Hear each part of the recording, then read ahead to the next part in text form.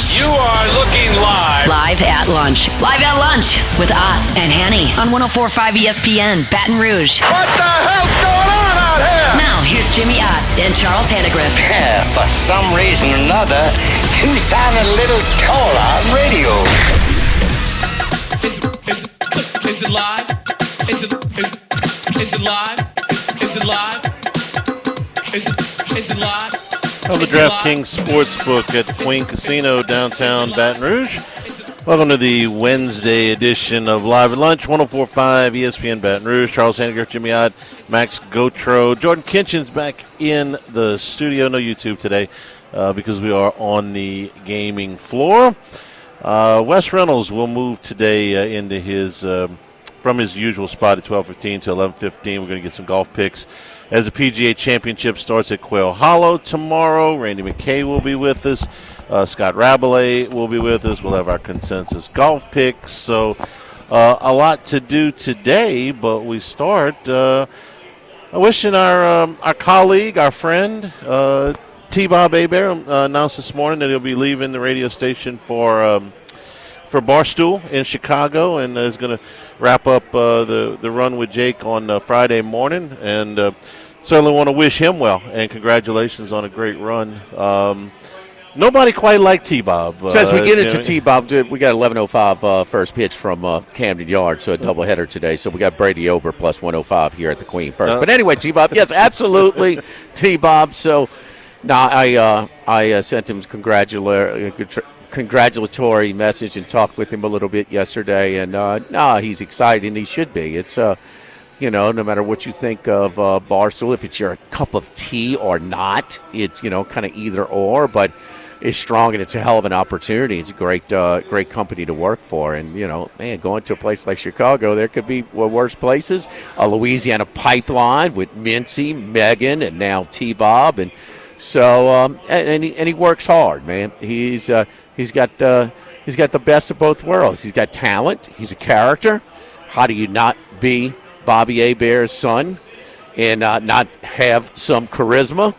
And so one of our last nights was over at the draft party over at Don Juan's and hanging out together. But hanging out at SEC Media Days or Superior Grill or whatever, just kind of from time to time. T-Bob, got to know his lovely wife, his high school sweetheart, and it's exciting times, man. And hey, good, congratulations, man. He's good.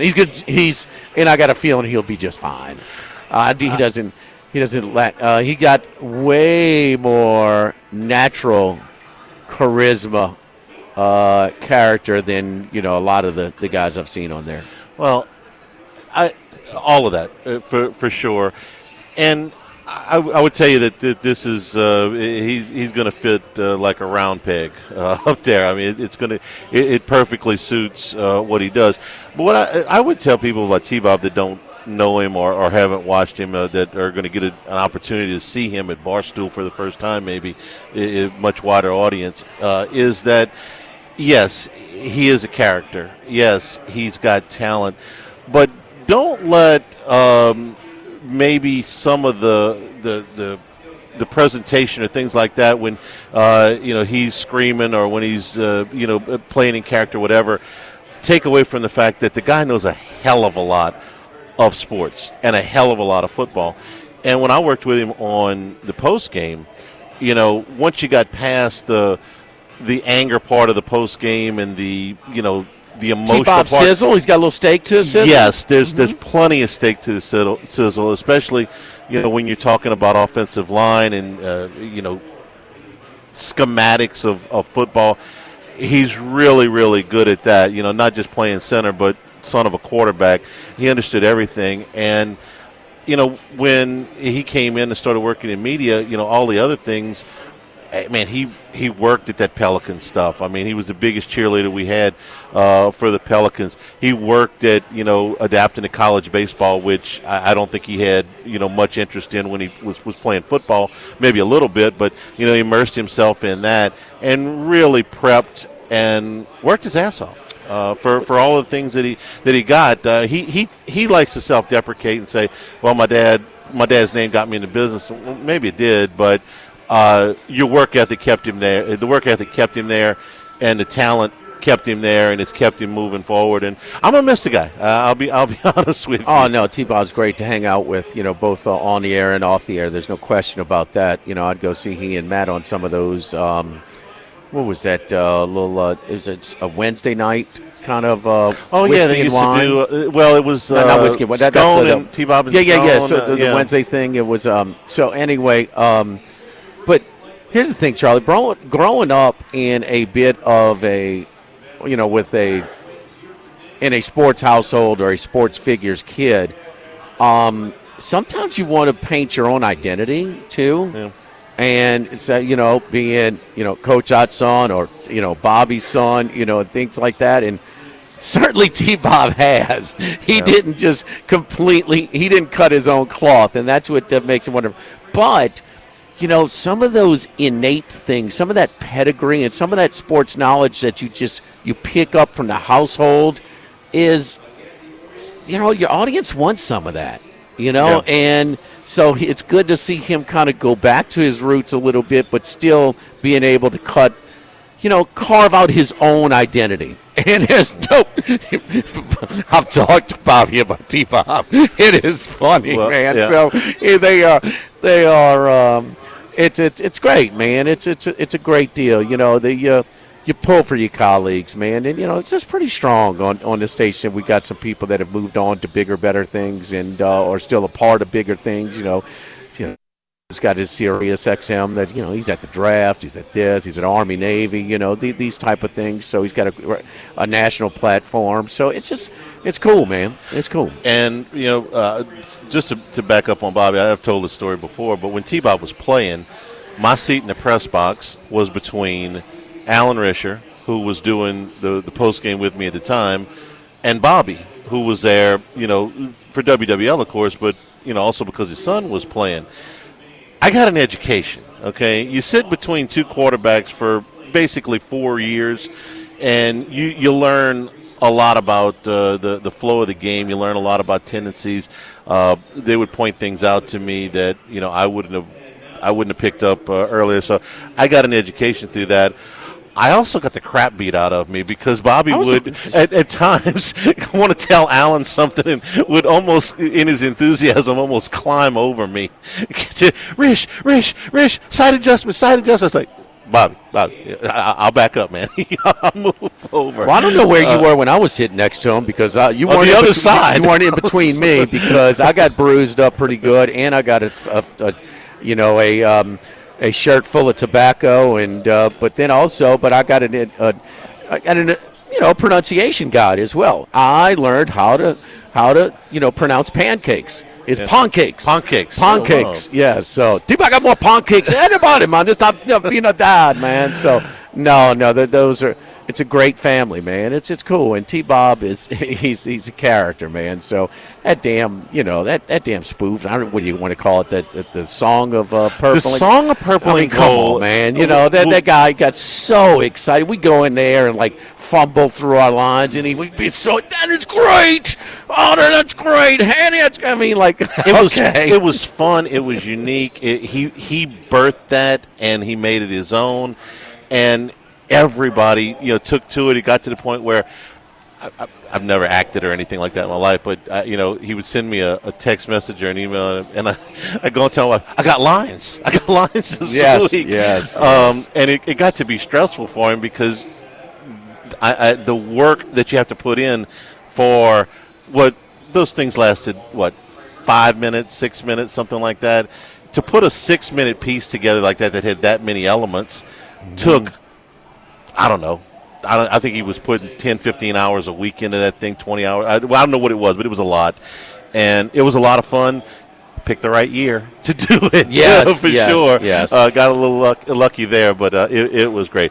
Congratulations to T-Bob and the best moving forward. Go get him, T. Don't forget where you came from, man. Come visit us a little bit of here and there. And if we show up in Chicago, I'm going to grab some floor space so we can go watch the Cubs. Now, we got early baseball, and we are here at the DraftKings. Early baseball, man. We got this is kind of my Wednesday stop after the show to watch all the day baseball. But And we got a little extra because the Twins, Orioles, and Phillies and Cardinals were both rained out last night. So they're playing double headers today. So they just are underway in Camden Yards right now. Ober and Kramer, the starters there. And then we'll have the Cardinals and Phillies at noon. Milwaukee and Cleveland. Cleveland looking for a sweep there. Milwaukee. And Cleveland just finds ways to win, man. How are they doing this again? There's all those one-run wins last year are supposed to even out this year. They're not. They just know how to play the game. They're looking for a sweep there. Arizona, San Francisco, a rubber match in the Bay Area there. San Francisco got game 2 yesterday. And then we go back to Minnesota, Baltimore again at 2:45. Minnesota's won 9 in a row coming into this. Baltimore, one of the big disappointments in the American League and Major League Baseball as all. We get a rubber match in Seattle. Seattle, they didn't beat Fried. They went to extra innings. But Brian Wu, the kid from San Luis Obispo, left with a 1-0 lead in the 8th inning. They couldn't hold it, but they did win it in extra innings. They're looking to, that's a rubber match there. And then St. Louis, Philly, and then night action as well. It was not good for the Zigzags last night because the teams, the Denver covered their 3rd in a row, and Indiana, they covered, again, back-to-back games. And speaking of the PGA Championship, we'll get to Wes Reynolds after this timeout, but also the DraftKings odds over here, Max has looked at them, and a lot of the DraftKings odds for the PGA is favorable. Another thing we talked about, I'm not sure about anybody else besides here at the Queen and the DraftKings outlet, has odds to make it to the College World Series. I think LSU right now at minus 115. I think Auburn at plus $4 is something you may want to look at. So both should be top 8 seeds, and I think those odds may decrease once they're announced. So we got a great betting menu as we get the spring-summer swing here at the Queen at the DraftKings outlet. Live at the DraftKings Sportsbook at the Queen, live at lunch, 104.5 ESPN Baton Rouge. From east, north to south, but we're heading west. It's Wes Reynolds from VSiN. Well, we wish jury duty upon nobody, but let's bring in an ecstatic Wes Reynolds. Wes, before we get to the PGA, but the Pacers. I mean, that's got to put at least you going into jury duty or applying for it, whatever, with a really good pep in your step, man. How about the Pacers closing it out last night? Yeah, the verdict is in, and Cleveland guilty of not being able to keep up with the Indiana Pacers pace over the course of this series. And that's what I thought it was all about, because everybody will point to the injuries that these teams over the last couple of years have gotten against the Pacers. And it's not because the Pacers are big bruisers and they beat you up and they're really overly physical. It's because that pace puts a hurting on you, conditioning-wise. And that's why you see these guys. I think there's at least something to it. I think why some of these guys get some various injuries in the series, because this is a team that is tough to guard. This is a team that's tough to keep up with in terms of their spacing and in terms of pace that I mentioned moments ago. And just a total team effort. Tyrese Halliburton comes up big in an elimination game once again, has 31. Contributes on boards, contributes with assists, actually tried to guard and played a little bit of defense. And, Nembhard has been terrific defensively, too. Miles Turner was great. The bench was great. And, Pacers moving on. Hopefully we get what they used to call the Hicks versus the Knicks back in the 90s, if you remember when that Pacers and Knicks rivalry kind of really got going with Fred and Spike and the whole thing. So we'll see if the Knicks can close them out tonight. I don't know if the Celtics are going to go quite as willingly as people think.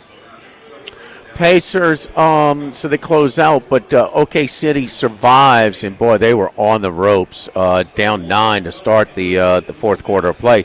They're the favorite right now, but if you watch Oklahoma City, they're far from vulnerable. I think this thing is wide open. You feel there's some value with some of these other teams at these prices?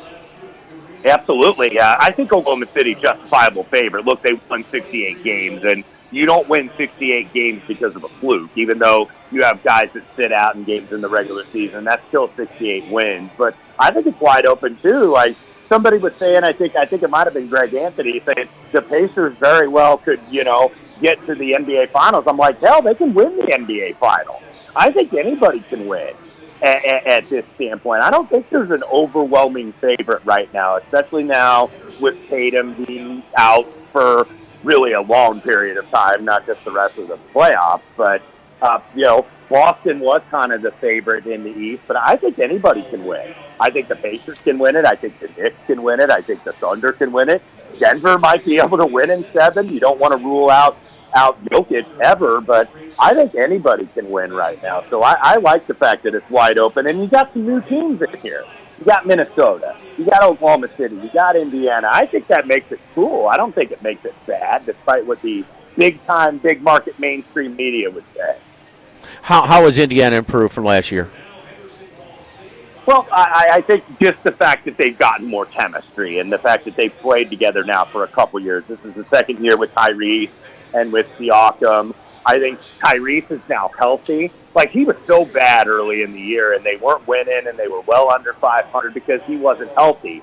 That ever since January, 4th best record in the league, the bench is deep. Everybody knows their role. They get contributions from Toppin and McConnell and Thomas Bryant and Matherin and all these guys. And just the chemistry. And Rick Carlisle, I think they finally kind of figured out what their identity is, and they're more of an offensive team. But just play kind of okay defense. And I still think that the Pacers are going to be one of the best teams in the league, and they certainly have been second half of the season.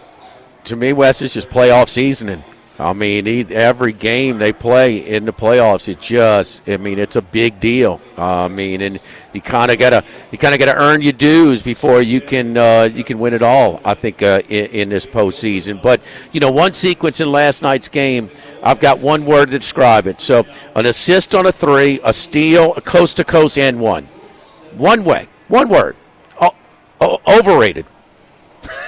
Yeah, exactly. I mean, what a joke, huh? If that's overrated, then I'd hate to see what underrated was. But, yeah, Tyrese, look, when he's healthy, man, and he gets those step-back threes like that game winner he had in Game 2, that's when he's in his bag, when he has that confidence where it's like, okay, I can step back and launch like a 30-footer, and I have been at the top of the key, and he's feeling it when he's doing that. So, great team win for these guys, and excited.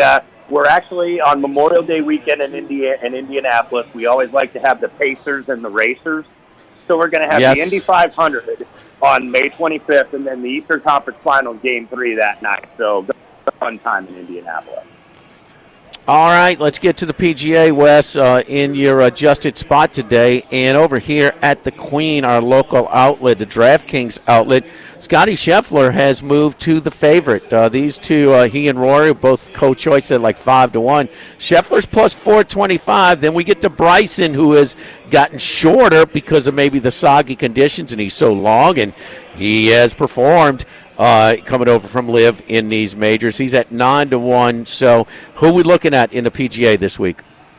Well, I do think, first off, Scotty's the rightful favorite, even though Rory has won at Quail Hollow 4 times. You got to understand, Rory had the lifetime career accomplishment just less than a month ago. He's had a busy schedule, had to do all this media, and ever since then, Scotty does have a win, so he at least has some confidence going in. But I didn't go with either. I went with Bryson, though.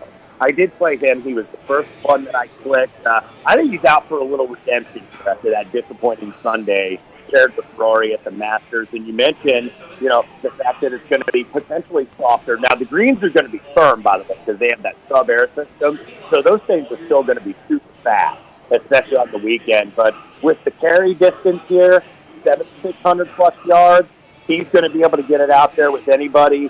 He's got 2 visits here to Quail Hollow. He was 4th and he was 9th when it was the Wells Fargo Championship. So he's got good course experience. So Bryson is the shorter guy I played.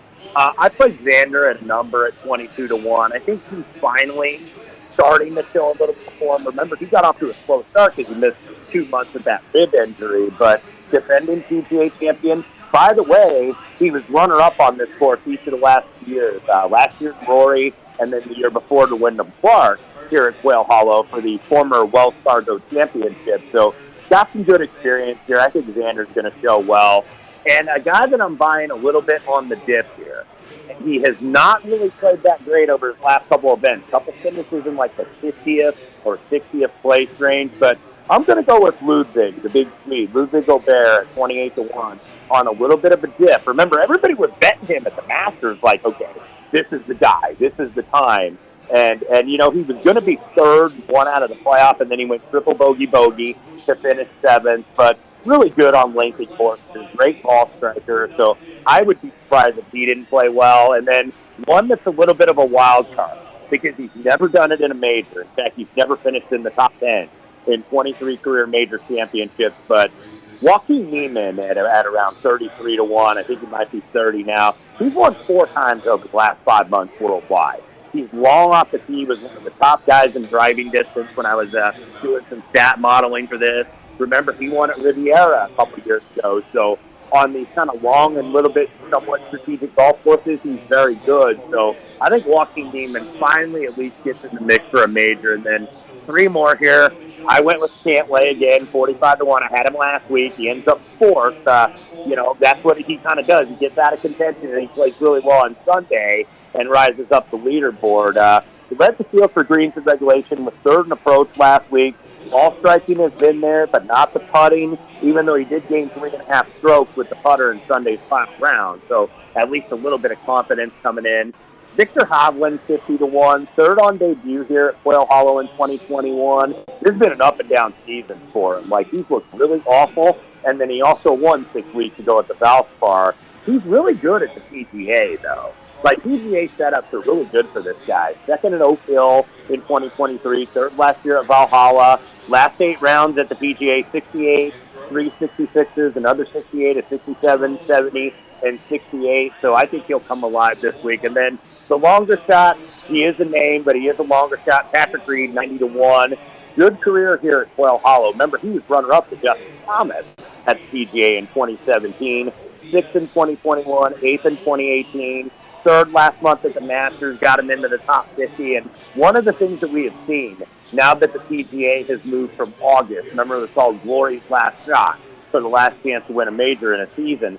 Now that you've moved that up to May, Masters form has really here. I think 4 of the last 5 champions at the PGA were top 10 or better at the Masters. So you might want to play a couple of those guys. Now, a couple of them are the big favorites, but play a couple of those guys that played very well at the Masters, and they're going to show well here at Quail Hollow, I think.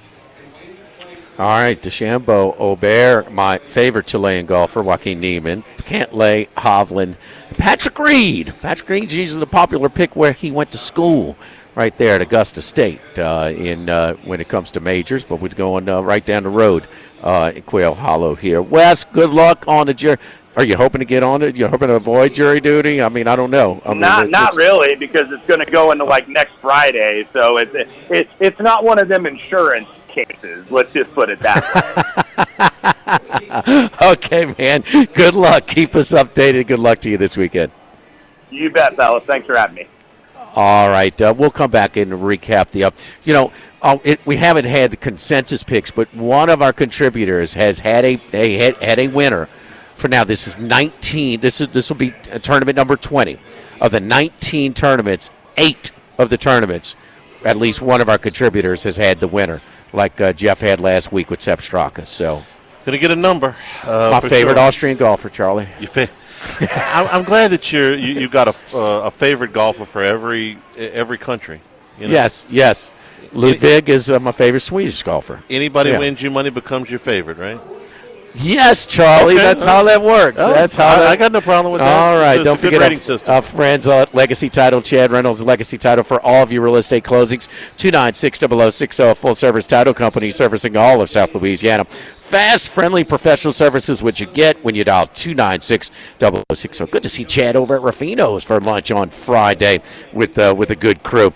Ashley Bonham-Donald, Mariana Broussard-Haynes, Adrian Reescalado, Michael Platt, Natalie, and Bradford Smith, our great team at Legacy Title. Buying, building, refinancing, nobody chooses but you. Choose Chad Reynolds in Legacy Title. Live at the Queen, live at lunch, 104.5 ESPN Baton Rouge.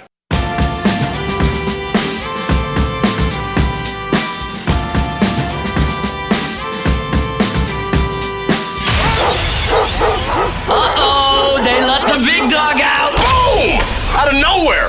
It's time for the big dog, Randy McKay, with his best picks. No score, bottom of the second. Orioles and Twins got about 6 or 7 day baseball games, double headers in Baltimore and also in Philadelphia today after the rainouts. Randy, were you in Denver? Were you at the Nuggets games for games 3 or 4? No, I haven't been able to attend any playoff games yet, so we'll see if they advance. Maybe I'll get to do some semifinals, but no, I wasn't able to go to those. I was going to go maybe to the hockey if they advanced, but of course the Avalanche got knocked out. You watched the game last night, though, right?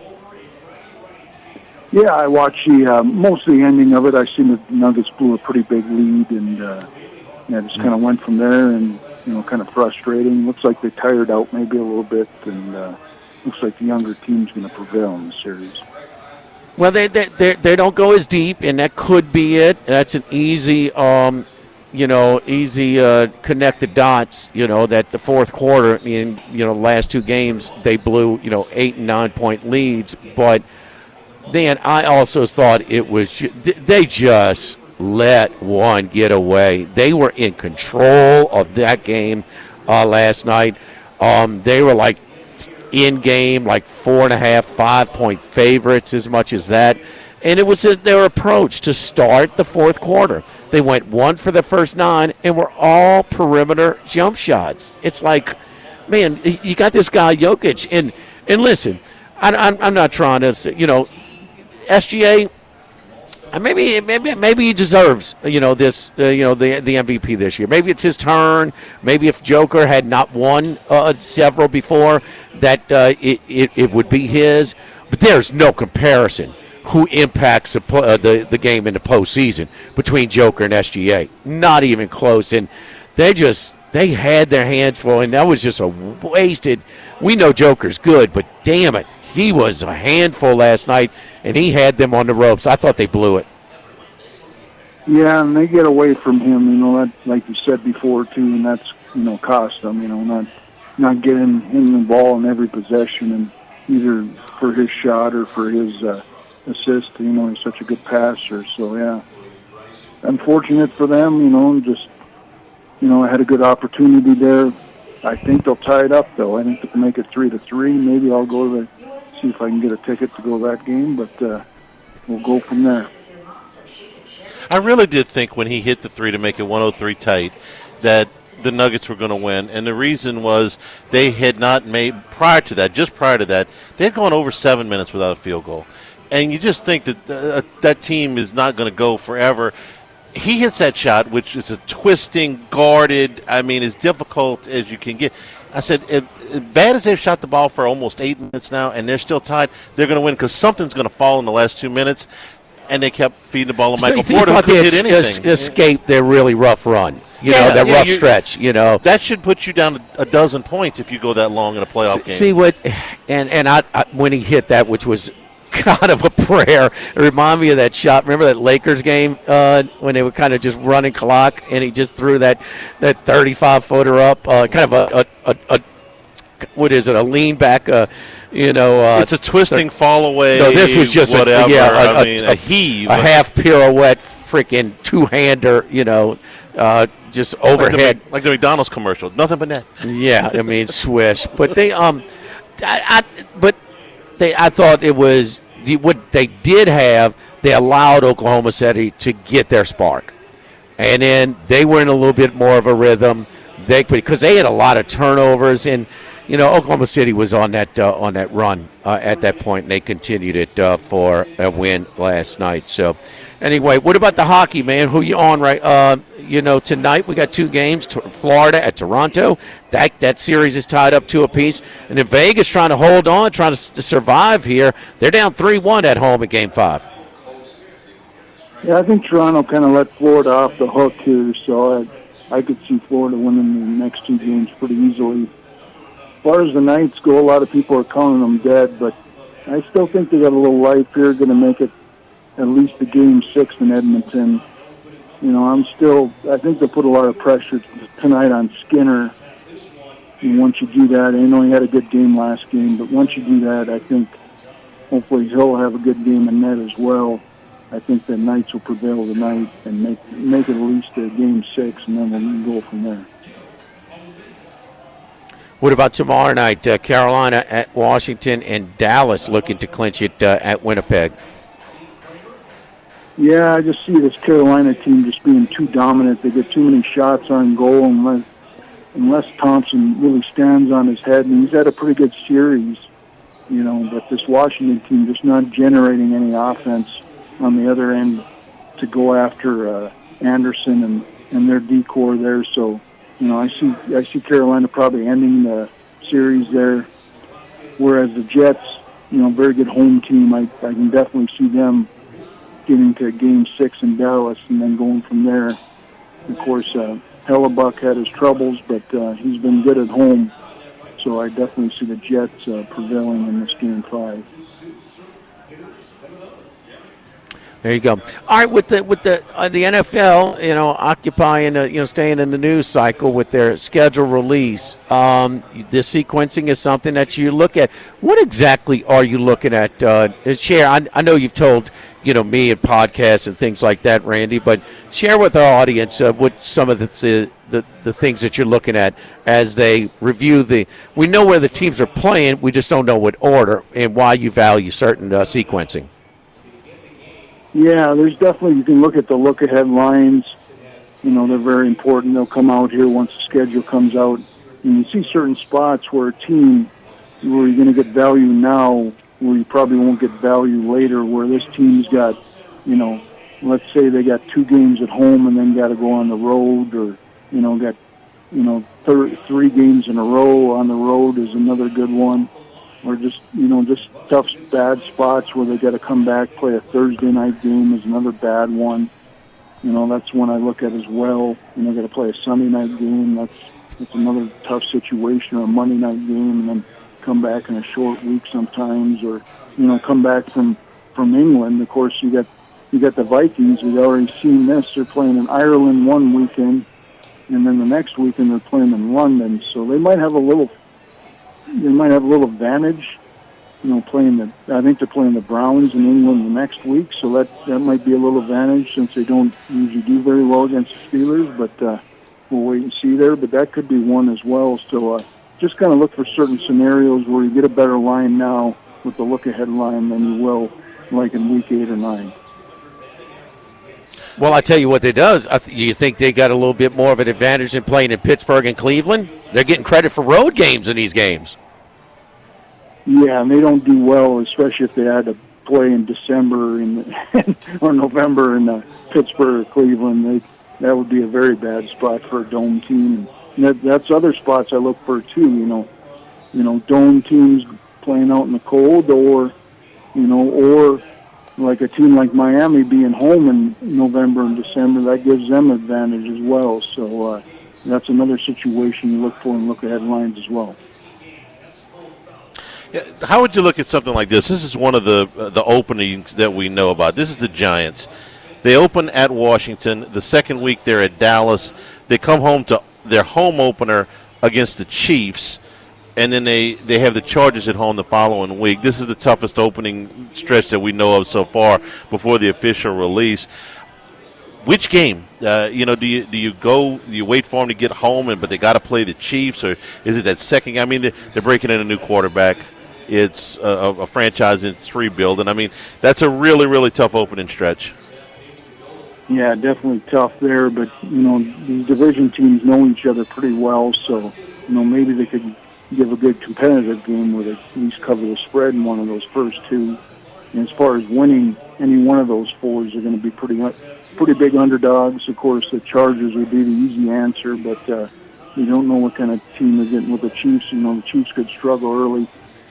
Super Bowl winner or Super Bowl loser off the hangover. So that could be a spot where they get motivated and get a big home upset there as well.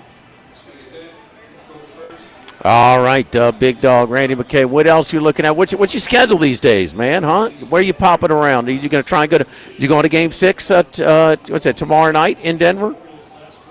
Yeah, I might be going to Game 6, or, if they can advance a little further, I'll be around Colorado for a little bit. My place in North Dakota that I rent from is getting renovated, so I'm not up there yet. So waiting for that the next couple weeks, and then I'll be up north. Now, you've been a Vikings fan for a long time, right? Right, Randy? Yeah, since birth. So, I've been rooting for them since I was a little kid. Okay. So do you miss those old days where both teams were on the same sideline, playing at the Met, and freezing cold temperatures? Yeah, I went to a couple games when I was a young kid at the old Met Stadium. So I've seen all three places that they played in, and it's been pretty neat being a Viking fan. Pretty disappointing as well. So one of these years maybe hell will freeze over and they'll win it all. Well, they had a stretch on the 70s where they just had some bad luck in those playoffs. But the team is, they would have been a favorite against Denver in Miami in that Super Bowl. I mean, they would have been 16-1. Denver wasn't 16-1. I mean, Denver but when Atlanta got in, they had to make them a favorite. So the kick Gary Anderson missed the whole year. Yeah, I think the look I'm well aware, but 4 in that. If I remember right, 3.5-4 was Minnesota against Denver. Yeah. And then the Saints had. Well, look, we had to take care of the one Super Bowl we could get. All right.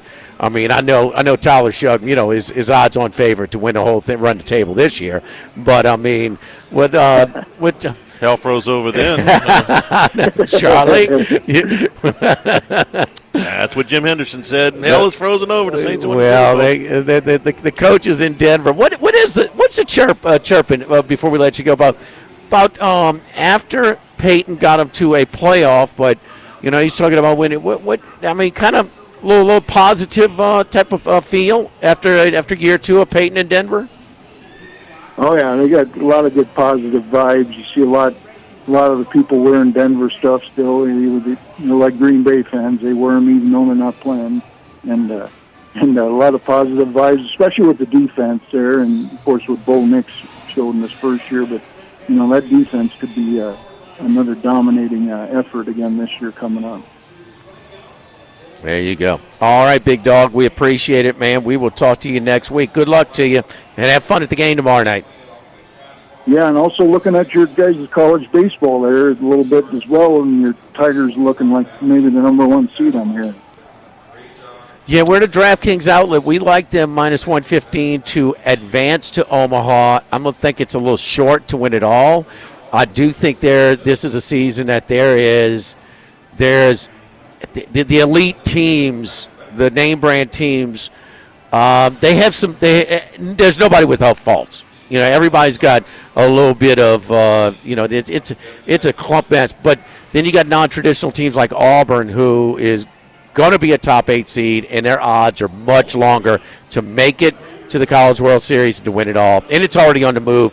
Just a week's different. It went from 40-1 to 30-1. You're going to see 2 seeds favored to win regionals this year. Oh, really? SEC 2 seeds in a couple of places. They get sent to, say, West Virginia, who's winning the Big 12, or Coastal Carolina, who's winning the Sun. You're going to see 2 seeds as favorites to win regionals, which is rare. There you go. All right, Randy. Thank you, buddy. I follow Randy at Twitter at RR39. All right, sounds good, guys. Good luck, everybody out there. Yes, indeed. Randy McKay, one of the most respected handicappers in all. And we're very fortunate to have him, especially during football season. We get his picks during the week, and we also get his picks on football Sunday as well. United Community Bank. At United Community Bank, your business is our business. We support the hardworking folks behind local business. From initial startup loans to ongoing planning and assessments, United Community Bank is here for you. Our great team of bankers, Prentice Wilkes, Heath Meir, Nicole Glover, Hunter Creed, David Campbell, and David Henry. The United Community Bank, member FDIC, equal housing lender. Live from the DraftKings Sportsbook at the Queen, live at lunch, 104.5 ESPN Baton Rouge.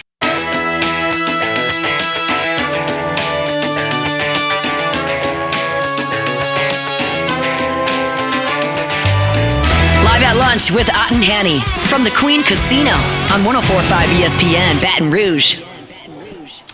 Remember, you can always get the show on demand, 1045ESPN.com, LouisianaSports.net. Handicast podcast up on YouTube right now on LSU Baseball. Jimmy, I think you've asked this question before about what would you have to do to turn off the Saints fan base enough for it to reflect in the ticket sales and stuff like that. It'd have to be really bad, right? Yeah. I mean, we almost can't think of a scenario bad enough to turn it. They're that in tune to the team. Well, when the quarterback that they hate leaves, they have opened up mini camp practices to the public. Okay, this is the second week in June. They've opened it up. They're sold out. What? They sold out minicamp. What do you mean sold out? They charged? Well, they don't charge. You have to call in and reserve the ticket. They're free, but you got to reserve them. They're at capacity. Yeah, they are at capacity from minicamp.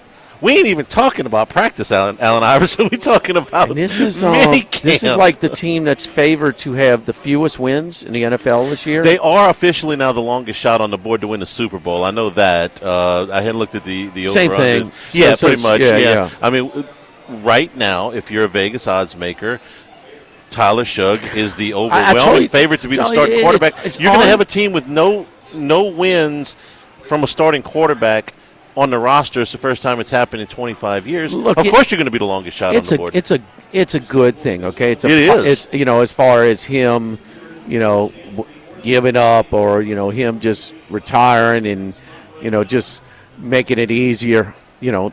Just not having to pay him, just being stuck with it. You still got to pay him some. You're still stuck with a little bit, but not as much. The whole thing, it helps. But damn it, nobody throws a party like this.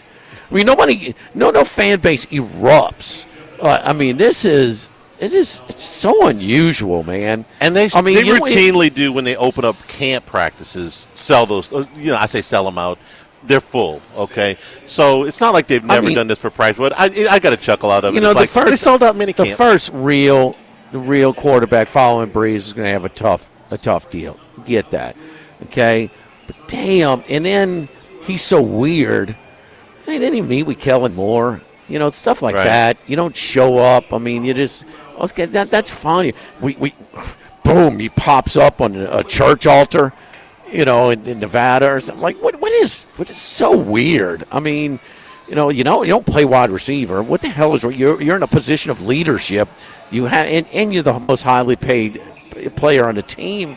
Just so just bizarre. And listen, the Saints fan base is a little bit different as well. So, but golly, they are throwing a freaking party. It is a celebration to get rid of this guy. They have not been this excited since Breeze retired. You got a new coach. You got a new quarterback. You're the longest shot on the board, but they want to see. And I'm curious as hell to see what this team's going to look like now. I want to see. You're not pulling for 1-16? Let me see Shugg first. Let me see Shugg first before I root for him to lose them all. Oh, my God. What are you talking Hour about? number 2, straight ahead at the Queen, 104.5 ESPN Baton Rouge.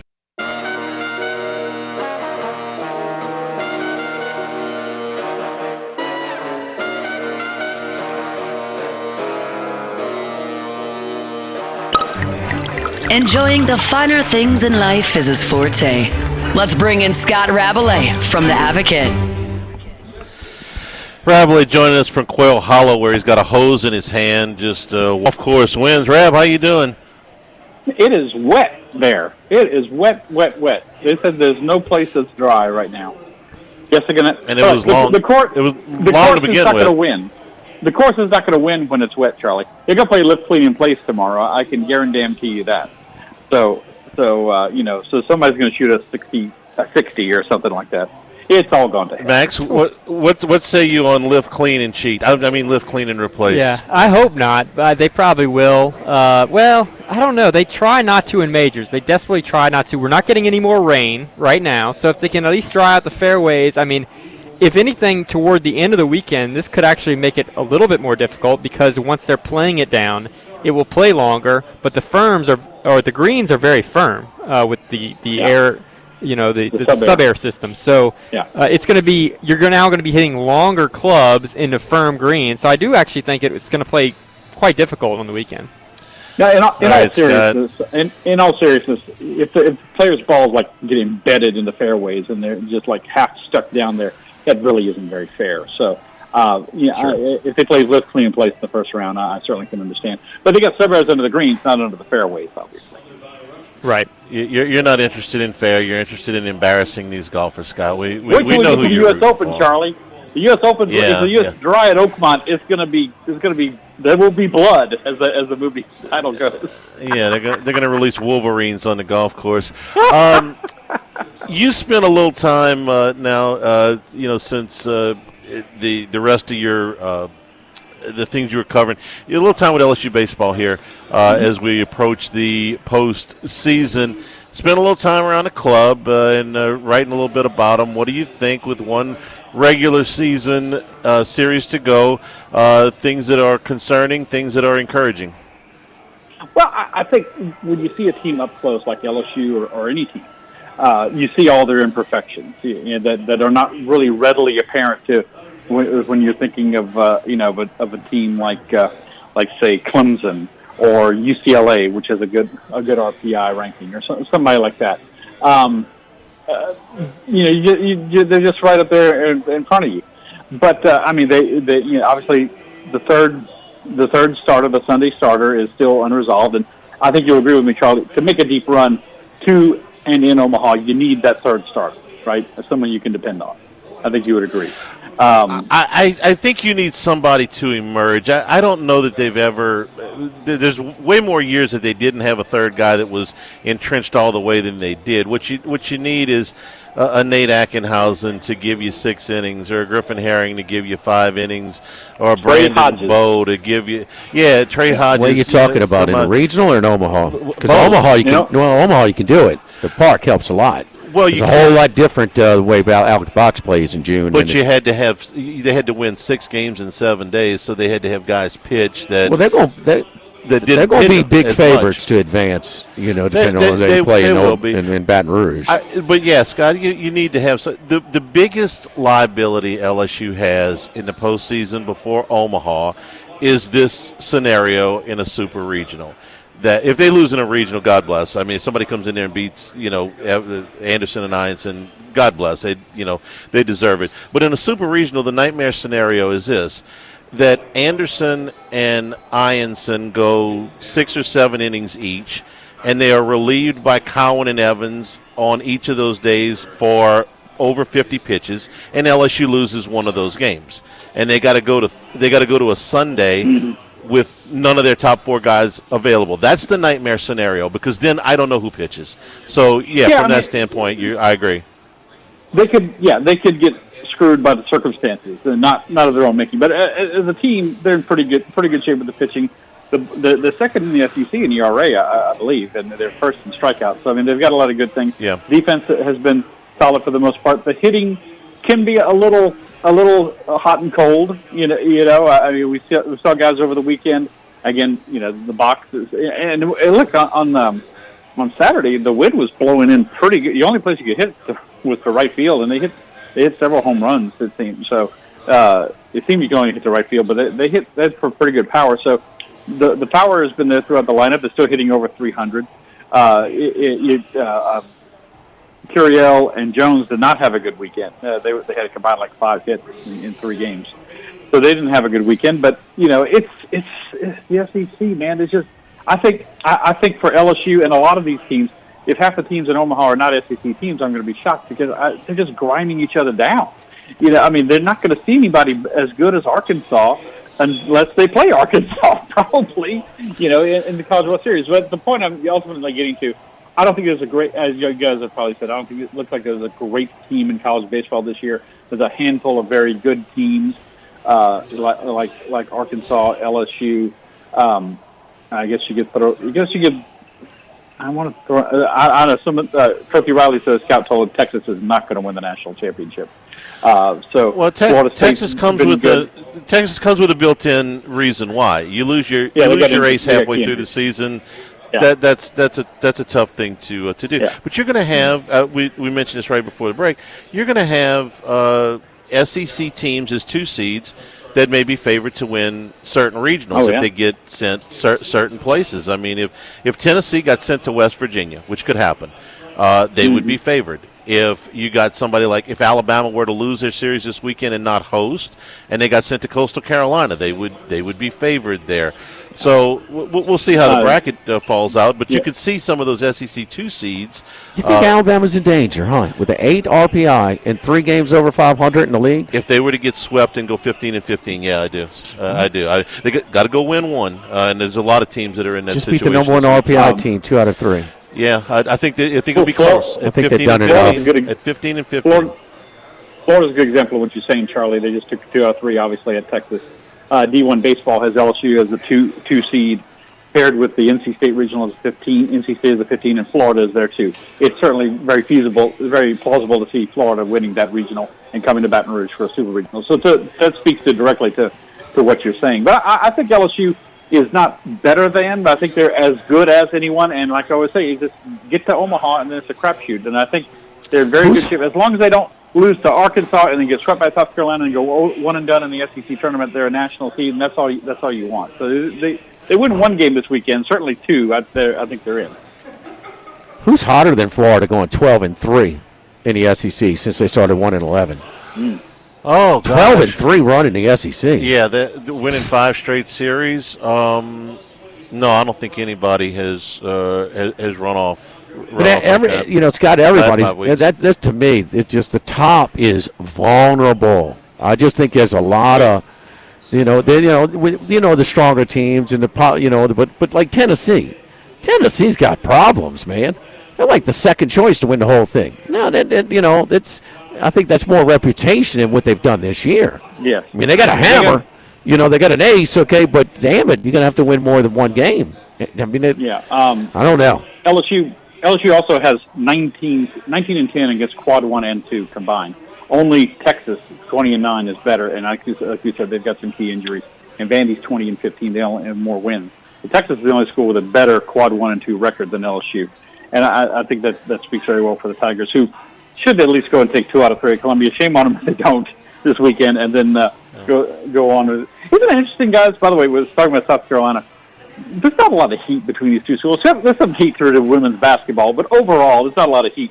But once in a while, you have these little things pop up where it's like, Maneri versus LSU, this situation. Paul Dietzel back in the day coming to coach his very first game at South Carolina in Tiger Stadium against Charlie McClendon. And, of course, this coming basketball season, it will be Malaysia Full-Wiley against Dawn Staley and her team coming to Baton Rouge. That is must-see TV right there, let me tell you. So that's going to be fascinating. Pop up.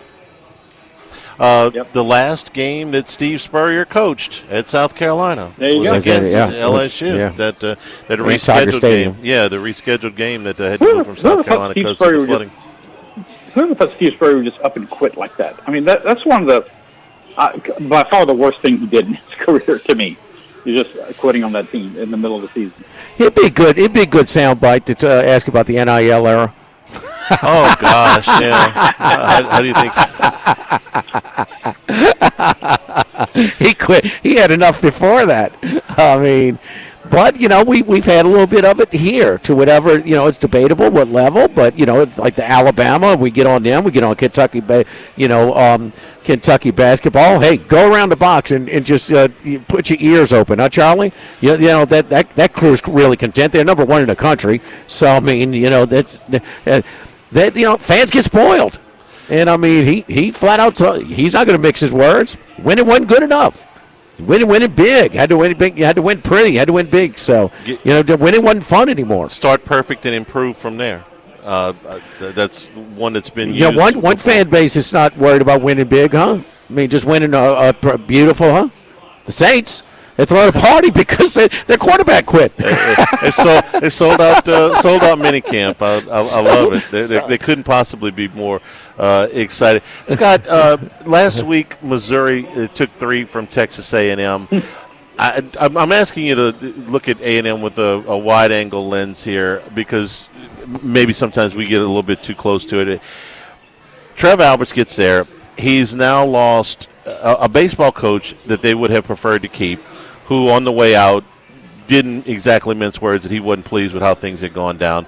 Lost a basketball coach that they would have preferred to keep, and he really hasn't said anything publicly, but something's up. At least he didn't go to Texas. At least he didn't go to Texas. And now you have a baseball coach that you are, I think, likely to fire. I would say, right, that series last weekend did them in. The football program, we'll see what they do this fall, but that program, for the resources and the money that they've got, you just wonder what the immediate future is with Trev Alberts as the AD. You do. I mean, that was a puzzling hire. Puzzling him to leave Nebraska, obviously his alma mater, where he's, I'm sure, practically a legend, to go to Texas A&M, which I'm sure the money was greener, and it looks great. Texas A&M looks great on paper in all these sports. But and they should have they have all the resources, and they got all the money, and they got the school has got an enormous endowment, for athletics. If the Trump administration said we're pulling your funding, they say okay, if anyone would say whatever, it's just I've said this before. It just always seems like they're running with their shoes tied together at Texas A&M. The fact that somebody should sit back and say, some big booster, some school president, some athletic director, say we haven't won the national championship in football since 1939, and we've got a bigger stadium and a bigger budget, and then more than any school in the country? How many schools have more than Texas A&M in that department? 3? I don't know. I mean, pick a number. It's you probably count on one hand, and somehow they've come up short time and time again. And Schlossnagle leaving to go to Texas, it can't be that much better, right? I mean, obviously he thinks it is, but it can't be that much better. And they're probably going to fire this guy and start over again. Looks like they made a Mike Archer kind of hire, right, at Texas A&M. Hey, the players really love this guy. Let's make him the coach. Yeah, that would just if I were an AD and the players came in, it would automatically disqualify the guy. But Exactly. A&M has always they will always seem to be able. They can hire the guy, they just can't keep the guy. You know how to take the reservation, you just don't know how to hold it. Was Scott Woodward a sought-after athletic director when he was at Washington? Absolutely. Yes. Okay, and he got the job at A&M, but he left. Was Ross Bjork he left for his alma mater. Okay. Was Ross Bjork at Ole Miss a sought-after athletic director when he was there? Well, he got the job at A&M, and then he left for Ohio. Somebody. Yeah, and he left for Ohio State. No, Jim Schlossnagle was. But Ohio State's a stronger job. It's a better job. It is, but is it more money? I would think, he's making more money at Ohio State than he did at Texas A&M. Jim Schlossnagle was a sought-after baseball coach. As hot as it gets. And he left. Buzz Williams, you can debate how much he was. And Jimbo Fisher before that, who just didn't work. He was a sought-after football coach. Well, how much? Jimbo was not sought after at A&M. No, at Florida State. Yeah, okay, but that was a great hire that didn't. When you ultimately evaluate the hires once they've done what they've done. The time of the hire and the time he was finished, the bloom was off. That was A to an F. I'm sorry. Well, no, that's kind of my point. They hire all these guys. They haven't won. They won watered down Southwest Conference forever. Okay, all right. So they were a big boy there, but at least they beat Texas. They outperformed Texas in that stretch. Okay, with R.C. Slocum in them. They did. But my thing is, we know they came in excited as hell, spending with both hands when it came to the SEC. Now that Texas is a part of the SEC, has that dampened that spirit? Scott? No doubt. They had that thing to where they could say to recruits, "Hey, where's that? You want to play in the SEC? We're the school." And in state of Texas, and now they can't say that anymore. And Texas overall, as much as it pains me to say that, because some Texas person is going to hear this and it's going to puff up their head even more. It's a better brand. It is a better brand than Texas A&M, more tradition, all that stuff. So yeah, but they're sitting right there. I mean, now the University of Houston has done better as well. Obviously, they've made to the NCAA basketball final and all that stuff. But they're sitting right there next to the fourth largest city in the country, in a football mad area, and all these other athletes. You could just you would think you could just recruit Greater Houston and have a competitive, nationally competitive basketball team or baseball team, wouldn't you? And it just never seems to quite work out. It's unbelievable. By the way, speaking of Ross Bjork, I just can't understand why that guy keeps getting promoted. I don't know. I know. Yeah, I think that. Yeah, he left he improved his job from Ole Miss to College Station to college. But I don't know if he was. I don't think he was the hot brand that Woodward was when he was making that climb. The bottom line, forget the brand. They had 12 years. A&M had 12 years in the league, and they couldn't do what Texas did in year one. Just get to the conference championship game. Couldn't do it. 12 years. They did have it. We're the only school, we're the only SEC team. We're in Texas. They had 12-year head start, and they couldn't do it. By the way, I looked up Bjork's. Go ahead, Charlie. I'm sorry. No, I was just going to say Bjork's got all the job security he wants. Now he won a national championship in football. So for at least another year, he's safe in Columbus. What else? Just doing a quick search. His Bjork's salary with benefits with extras at Texas A&M is roughly equal to what he's making at Ohio State. A shade over $2 million. Okay, so he went for a better situation. Not necessarily more money. Comparable money, you're saying? Yeah, comparable money for him, and I would imagine the budget at Ohio State's pretty. How much is? Where would he be if they had the old 14 playoff and they got left out last year, losing to Michigan? Well, either him or Day was going to get fired. One of the two, or maybe both. Day was gone. That's a great question, Jimmy. You're absolutely right. Yeah, I mean, just because of format change. No, they got in. They did it, but Scott, you got to pick on the PGA before we let you go. Someone told me I can't say Scheffler or Rory. So if I can't say Scheffler or Rory, I will say Xander Schauffele. It was not going very far down the list. I realize, but I think he's getting his game back together and he's doing good. Sam Burns has played very well his last two starts, by the way. So yes, and maybe it's time for Sam Burns to break out. And if someone can deal with a long, wet golf course, I'm sure Sam Burns has played on a long, wet golf course a few times in his life growing up in Louisiana. Yeah. So I'll take Xander Schauffele to make a big comeback this week. Schauffele was a hot pick last week, Max. He was. I was on him as well. He's hitting the ball a long ways. It's just a little bit off the fairway from time to time, but he is hitting it great, and he's the defending champion. Rab, we appreciate it. We'll talk to you next week. Thanks, guys. Take care. And we're brought to you by Coastal Capital Advisors. When it comes to retirement, no two situations mirror each other. Coastal Capital Advisors will tailor a plan for your family's needs. No matter your age or your financial situation, they'll find the best plan for you. Coastal Capital Advisors will work with you and build that lifetime relationship, same way that they have done for me. For more information, contact Philip Fontenot and his staff, 337-981-1376. Online, coastalcapitaladv.com. Advisory services provided by New Age Advisors, member FINRA, SIPC. Live at the Queen, live at lunch, 104.5 ESPN Baton Rouge.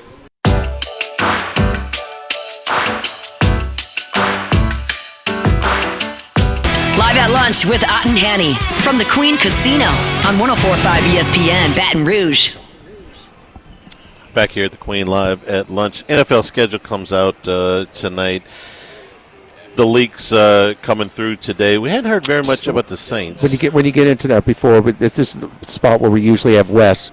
Wes had an adjustment in his schedule earlier today, so he did come on earlier and give out his picks for the PGA. We'll still do next segment. We'll recap those again, but just to let you know, he picked DeChambeau, Aubert, Neiman, Cantlay, Hovland, and Patrick Reed. He had Xander as well. What's that? He had Xander as well. Oh, he did? 22-1, yes. I missed that. Yep, okay. Bryson and Xander leading his card. All right, so Max will give his breakdown, and we'll recap and give the consensus picks again of the 19 tournaments. At least one of our contributors has given you the winner 8 different times. So another good golf season. Charlie? Okay, so we hadn't had much leak out on the Saints, but Nick Underhill from New Orleans Football has reported that the Saints will open the season against Arizona. That will be at home. At home, third straight year, I believe that would be at home. They will be at home. We know that the rest of the division is accounted for. The Falcons and Bucks are playing each other, and now it's leaked out that the Panthers are going to play in Jacksonville against Travis Hunter and the Jaguars. We know that the Christmas Day games looks like, we know three of the teams. We know that the Commanders are going to play on Christmas Day against somebody in their division. I think it is the Cowboys.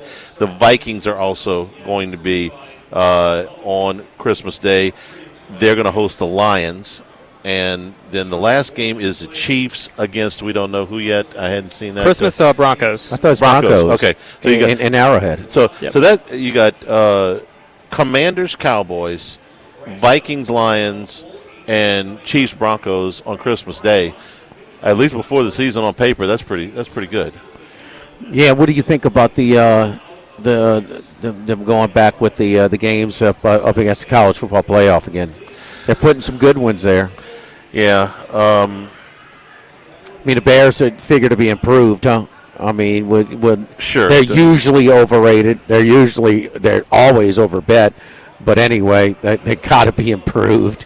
I hate it, to be honest with you. I wish that, and I don't have a good solution other than figure it out. But this is dueling networks. You know, the college football playoff is married to one network, the ESPN and ABC, and the NFL. The networks are not going to give up time slots just because somebody on a competitor has a prominent event. It's not the end of the world for me, and I thought I'd be a lot more aggravated, but, I'm going from on a Saturday watching 10, 12 games at once. I think I can manage to follow two. That's not. And we were down to. Well, I'm just telling you my personal experience, okay? And we're down to Beau Rivage last year, and they had the Texans and the Chiefs on at the same time. We're watching, and you know what? Thank God at some point in the SMU Penn State game, we had something else going on, and you had some college basketball as well. So I'm not super irate about it, as maybe kind of they could be. They've always put games in that Saturday. It's college football that is new. That is with this playoff that's putting those games there. Those used to be those really, really bottom of the barrel of bowl games, like those 7 or 8 games. The one that went over with a thud for me was the Black Friday one, because that was the one NFL game last year that I didn't pay any attention to. That's a college football day for me. Who was it? Exactly. I think it was. The first year. It was the Jets and somebody. Jets in Miami 2 years ago. Okay, that was 2 years ago. This past year, it was. What was Black Friday this past year? It was Max. I don't even remember. That'll tell you how much I was paying attention. That's a full college. I know it's not a complete college football, but it's a full day of college football for me. Yeah. And the NFL gets lost for me on that day. Now I'm not gonna forget about an NFL playoff game. And the Christmas Day stuff is wonderful because I watched the NBA because it was on when you're done with all of your family stuff. But I'd much rather watch these really good football games. And on Thanksgiving, I wish they'd go back to the old way of Thanksgiving. Give me the Lions at noon, the Cowboys at 3, and the Egg Bowl at 6, or some. But the Egg Bowl only did that for a handful of years. But I liked it. I got okay. That was what I wanted to see. We've had primetime NFL games more than we had the Egg Bowl. They had Texas and Texas A&M on there. LSU and Texas A&M 1 year, and that was only one. And I didn't like that at all. I didn't like the fact that LSU had to acquiesce to A&M's tradition when the league clearly was not giving any credence to any of LSU's traditions when they parked all those games during the day. So it's like, hey, you want to play on Thanksgiving Day? Play somebody else. But no, that was my favorite schedule of the Thanksgiving Day stuff. Black Friday last year was Raiders at Chiefs. This year the Chiefs will be on Thanksgiving in Dallas. Yeah, that's the one game that gets lost from me. Even with LSU not playing on Black Friday anymore, as they did for many years against Arkansas, that's a college football day. Raiders for me. and Chiefs. I'm trying to. The Raiders almost won the game. I remember 2 years. I remember 2 years ago the Christmas Day game when the Raiders won without completing a pass after the first quarter. I remember that. I think that was the first Christmas game we had. Who was the quarterback? Your boy from Purdue. Oh, Aiden O'Connell. Yeah, O'Connell. Chiefs won 19-17. That was the one that got the bad call. Aiden O'Connell had that was one passing. That was one of a Kansas City call. It was on like a third down or what? It was a fumble or something. No, but it was. But yes, you're right, dude. We would be more dialed in. I know exactly what it was, Charlie. If it's Black Friday, and you got to go find it because it's on Amazon. Jimmy, this was the height of the Chiefs. Just managed to win every game somehow. They were 11-1 at this point. And then they got a favorable call. This is when social media was in uproar about how they just get favorable stuff. They were. Yeah. I mean, it was another just horrible call. Well. Rematch of the Super Bowl comes very early. That will be in week 2. Eagles Charlie, and the Chiefs. One more time. This is out of character for you. You've always been okay. It's got to get worse. Let's build draft capital. And now you're all in. You want the Saints to have a good season, and you want them to go 9-8. No, I don't want them to go 9-8. Well, what are you expecting? They can't go better than 9. That has to be an absolute ceiling. I don't know what they're going to go. You want the quarterback to be really good. I would like that. Would help a lot. That's low percentage. So why don't you play the percentage play? Aren't you a percentage guy? Yeah. Go 1-16 and let's build the draft capital. And maybe it might take that bad to get homeboy out too. Well, I'm all for them making a change in the front office, but my thought is that if they go 9-8, Shug will have had a really, really good season. Okay, so I'll be okay with that. Then the draft capital that you're building can be for something else. Because if you go 1-16, that's great. You get the first pick and you take who you want. But if you go 4-13, you might have to trade additional draft capital to get up and get a quarterback. It's a lot easier if Shug ends up being good. So I don't want to dismiss that out of hand before I see the guy take a snap. If they get to the end of October and they're 0-8, then yeah, go right ahead. But can I at least see? They go 6-11. He's going to be good. Okay, if they go 6-11 and end up with the 10th pick in the draft and Shug is good, I'm fine with that. How'd Chris Wanke do? He didn't do well at all. This is his comp. I'm not. He's only going to play 7 games.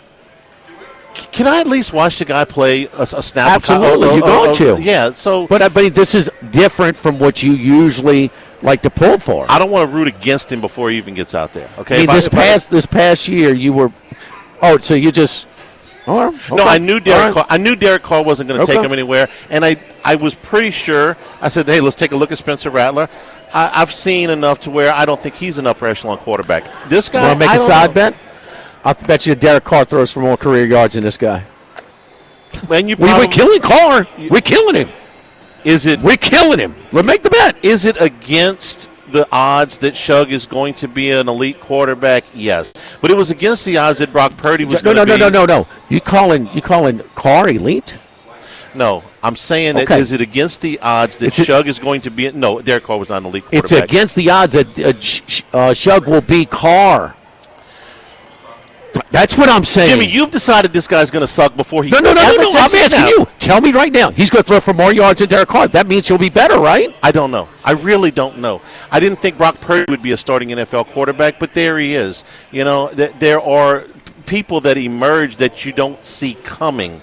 So if this guy is one that we didn't see, Kirk Cousins wasn't supposed to be a great NFL quarterback, and he turned out to be pretty good. I mean, he wasn't great, but he turned out to be pretty good. There are other examples that I could give you of quarterbacks not taken in the first round that ended up being pretty competent guys. So I'd like to see that before I just dismiss him out of hand. Or if I have to gamble on it, he would probably not throw for more yards than Derek Carr. Okay, but I can't tell you it's impossible. I mean, crap, they haven't drafted a quarterback this high since the year I was born. Can I at least have some hope for 5 minutes before I start crapping all over this guy? Can I at least see him throw a pass?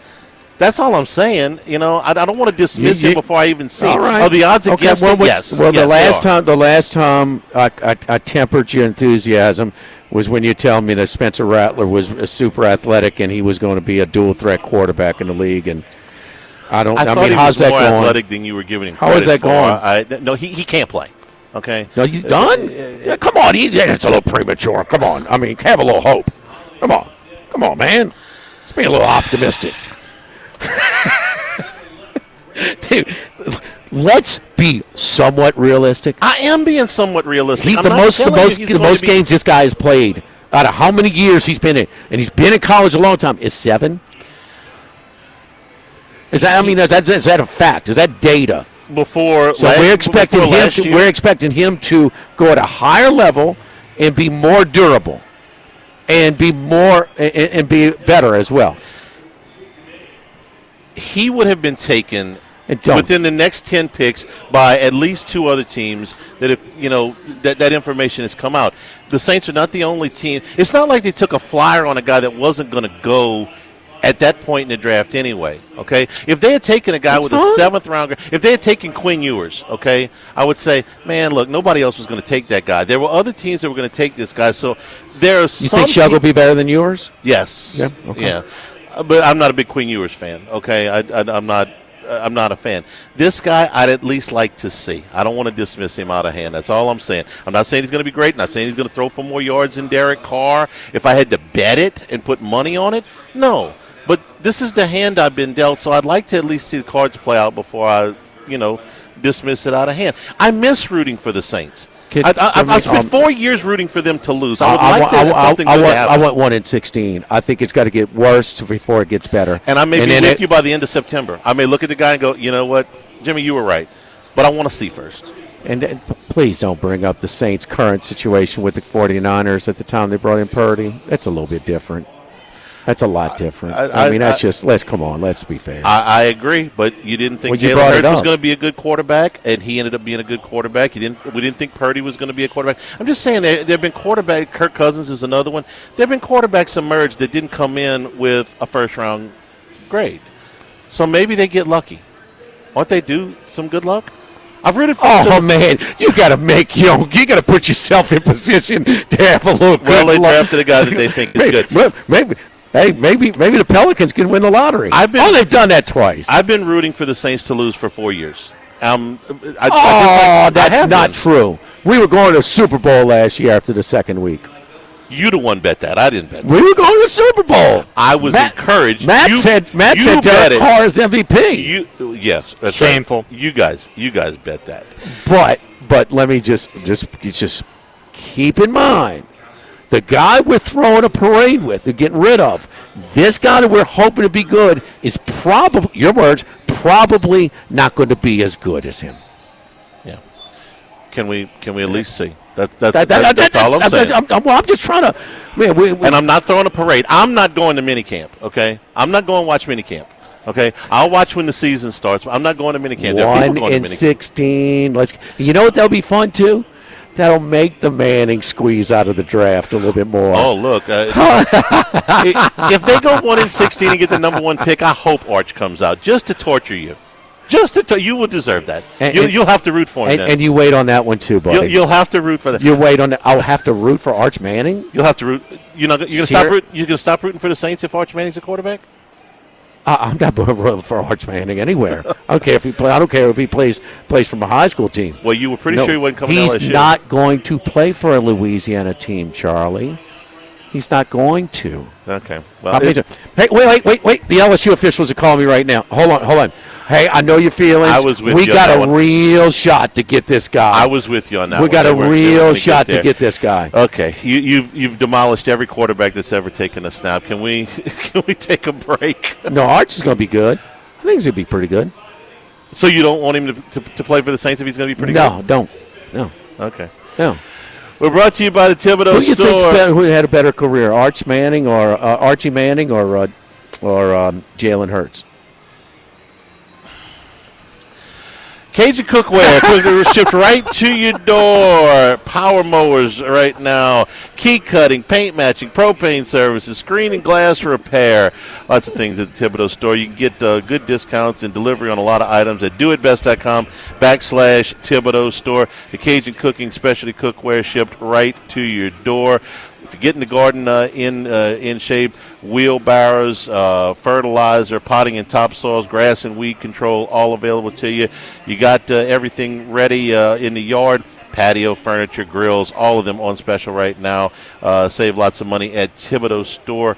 doitbest.com/Thibodeau store. 900 St. Patrick Highway in Thibodeau, and also in Pierre Part, the Pierre Part store, the sister property, been in business for over 113 years. Online, doitbest.com/Thibodeau store. Live at lunch, 104.5 ESPN Baton Rouge.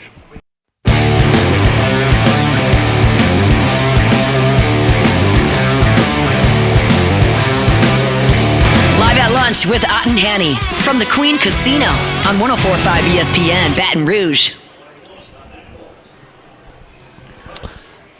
Consensus golf picks. Well, I'll start with mine, I guess. Let's go.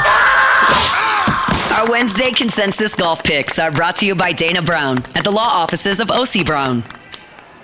There you go. Let's go with Justin Thomas, 22-1. Look, I'm going to build my card to make about 8 times my investment. If you place the same amount of or win the same amount of money on all these bets, that's going to be about equal to a Bryson DeChambeau ticket right now at 9-1.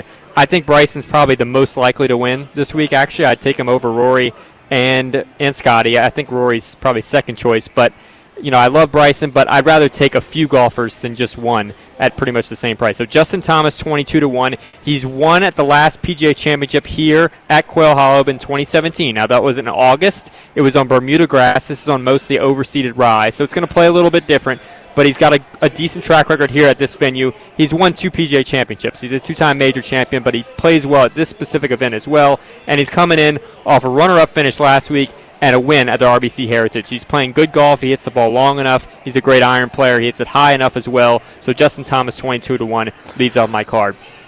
Ludwig Oberg, 28-1, not playing great golf, but you heard Wes earlier mention him as well. Just kind of buying the dip on him. Oberg, someone who hits the ball very high in the air and also very far. That's what that's the theme of the day this week. Assuming that I'm right on that. Because, look, I was wrong last week. I thought distance would be important, and Sepp Straka won, who's not a long hitter. A couple weeks ago, I played against Scotty Scheffler willingly, and he won by 8 shots and set the tied for the PGA Tour record all time. So I've been wrong the last couple weeks on kind of getting feels for these tournaments, but I think you're going to have to hit the ball very far, carry-wise, off the tee, because of the wet conditions that they've had throughout the week. It's going to dry up as the week goes on, but driving distance will still be important this week. And then the firm greens, they're new. They're about 2 years old. It's going to be hard to hold them. You got to hit the ball high in the air. Oberg fits both of those criteria to a T, even though he's coming off of not great finishes since the Masters, where he finished 7th. So Ludwig Oberg, 28-1. Patrick Cantlay, 45-1. Not a great major track record for Patrick Cantlay. He's underachieved in majors, let's be honest. But he did finish 3rd at the U.S. Open last year. So we're starting to see a little bit of a better showing from him at majors. And ball striking-wise, he's been incredible his last 5 tournaments. Just striping the ball. He hits it pretty far. Underrated how far he hits it. And his iron play has been elite this season. The one question, he's been missing a lot of short putts, and that's always been a problem for him, especially when he's in contention. The putter leaves him at the worst times. His short game's not always the best either, but overall I think he's a good enough ball striker at 45-1 that I'll play Patrick Cantlay to maybe break through and win his first major. Another guy who I think might break through and win his first major is Victor Hovland, 55-1. This guy just screams to me breaking through at a PGA Championship. The way the course is always set up, it's U.S. Open light in the way it plays, driving distance paramount, long rough, but not super penalizing on bad short game play. Maybe that's a little bit different here at Quail Hollow, but that's the weakness of his game. Overall, he hits the ball far enough, as I mentioned. He's a good iron player. He's been really good this season with his irons. That's the one thing. Even though he's working through his swing, it seems like he's not all that happy with it. He won the Valspar despite that, and he finished third place last year at Valhalla. He was right there in contention despite not really coming in with great form. He had finished runner-up at the year before's PGA Championship, and he's also got a decent track record here at Quail Hollow. So Victor Hovland at 55 to 1. Who else? Wrap it up. One bomb here. Cameron Young, 250 to 1. He finished 7th place last week at the Truist. This is just a guy who suits this golf course. He's in no form really whatsoever, minus last week, but 250 to 1, worth a flyer on someone who's never won on the PGA Tour in Cam Young. All right, so 4 common picks here. The obvious Bryson DeChambeau at 9 to 1. Ludwig Oberg. Boy, I'm surprised this is as long as Oberg's been in a long time. 28 to 1. Right, but he's just not playing all that great, so that's why. Yep. Cantlay at 45 to 1. Not a top 10 on him. But I mean, sure. it was break it up in that way. But if you're going to play the outright markets. Yeah, Hovland 50 to 1, 50 to 1 since he came back sort of mid-season. Kind of been waiting for him to kind of get going. So DeChambeau, Oberg, Cantlay, and Hovland. Brought to you by Dana Brown at the law offices of O.C. Brown, your law firm for a lifetime. 343-1111 and ocbrown.com. Both Charlie and I have used Dana's team of specialized attorneys. Different reasons at different stages of our lives. Never a charge for that initial consultation. Call up. It's easy to schedule. Go on the website. The law offices or ocbrown.com. That's easy. It's just a click away as well. And then we'll get a game plan with your case. Live at lunch, live at the Queen, DraftKings Sportsbook on 104.5 ESPN Baton Rouge. Tonight, do either one of them do it? Yep. Which one? Celtics. Warriors got no shot without Steph. Yeah, they're just getting him back to where he's able to even do anything. If they could have got one of those two at home, they'd have had him back for 6 because they got a break in the schedule till Sunday. Yeah. Celtics 4.5. T-Wolves. Where's the parade, man? Where's the parade? Where's the idol, man? Tomorrow, the parade is Come on, man. Plaquemine. Tonight, 7:30. The concert, the concert's at 7:30. The parade's at it's all 5 tonight in Addis. It's a damn quick turnaround. Oh, Charlie, you'll be on the boat. I'm going. I'm going. Where are your floaties, boy? Going to see John Foster tonight. Good luck to him. Thanks to the folks here at the Queen.